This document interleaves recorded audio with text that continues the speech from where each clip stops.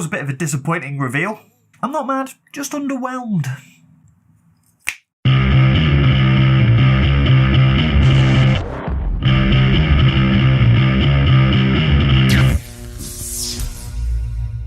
Hi guys, welcome to Byleth Gaming. We have just had the final Fighters Pass DLC character revealed for Super Smash Bros. Ultimate, and it is Fire Emblem Three Houses' Byleth, the 8th Fire Emblem character to be included. Gotta admit, kind of underwhelmed with this one, and not just because I'm not a particularly big Fire Emblem fan. If there's one word that sums up Smash Bros. Ultimate's roster, it's surprising. From the initial reveal that the game would include every past fighter, to the additions of King K. Rool and Ridley and even the other 4 DLC characters, absolutely none of the decisions about the game have felt safe. Joker was a totally left field pick that nobody saw coming, yet few would say he wasn't a cool addition. Dragon Quest's hero was incredibly worthy representation of a franchise that's responsible for an entire genre of gaming almost. Even Terry Bogard, who may not be a household name in these parts, was a neat addition because of Fatal Fury and King of Fighters' place in video game history. Excellently outlined by Sakurai in Terry's Direct, I have to say. And of course, I don't need to tell you why Banjo was a perfect inclusion.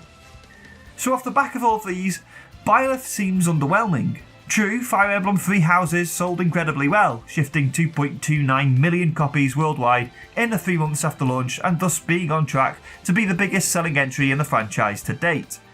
So you can argue it deserves some representation. But as Sakurai pointed out in the Direct, they decided to go with Byleth long before that game was released. The reason it's so underwhelming is because it comes on the back of such unique and interesting additions. Fire Emblem is undoubtedly a popular franchise, but it's not exactly one you'd put in Nintendo's top tier alongside Zelda and Mario. But Fire Emblem now has more characters represented than Zelda, and it's the same as Pokemon and only 2 fewer than Super Mario. Poor old Donkey Kong's only got 3 reps, as does Metroid, Animal Crossing's only got 2, and of course there's F-Zero clinging on with Captain Falcon. I'm not saying there should be parity between the franchises, or even that a franchise's popularity should necessarily be a determining factor, but Fire Emblem is already incredibly well represented, and I guess I'm just a little surprised that Sakurai didn't opt for something more in line with the previous Fighters Pass characters and give us something a little more obscure and unique. There's plenty to choose from as well. Square have allowed Cloud to show up, so why not get Lara Croft in? She's arguably the most iconic video game character not currently on the roster. Rayman has been a staple of Nintendo consoles for years now and would be an incredibly popular choice. And even Crash Bandicoot and Spyro the Dragon, once synonymous with PlayStation, are now on Switch and would be great representation for the 90s.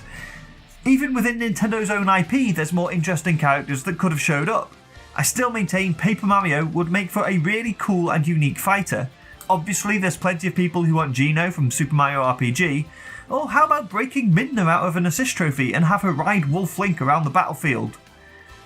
The very first edition in Piranha Plant was so great because it was such a bizarre character that made for a one-of-a-kind combatant. The rest of the DLC has kind of continued in that vein.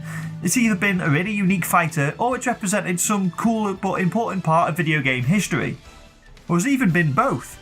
I've spoken before about why Smash is such an important game now and how it's essentially a digital video game museum.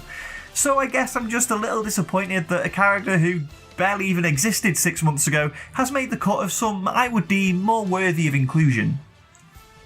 Still, we've got 6 more characters coming as part of Fighter Pass Volume 2, so maybe the likes of Resident Evil, Tomb Raider and Paper Mario will make the cut then. I'm so hyped that we get to continue all this speculation for the next 2 years. Thanks very much for watching everyone, do let me know what you think of the DLC down in the comments, and if you enjoyed this video please give that like button a tickle. If you did like it, there's tons more videos here on Nintendo Village for you to check out, such as this one. And if you like that, you can always subscribe to so you never miss another episode.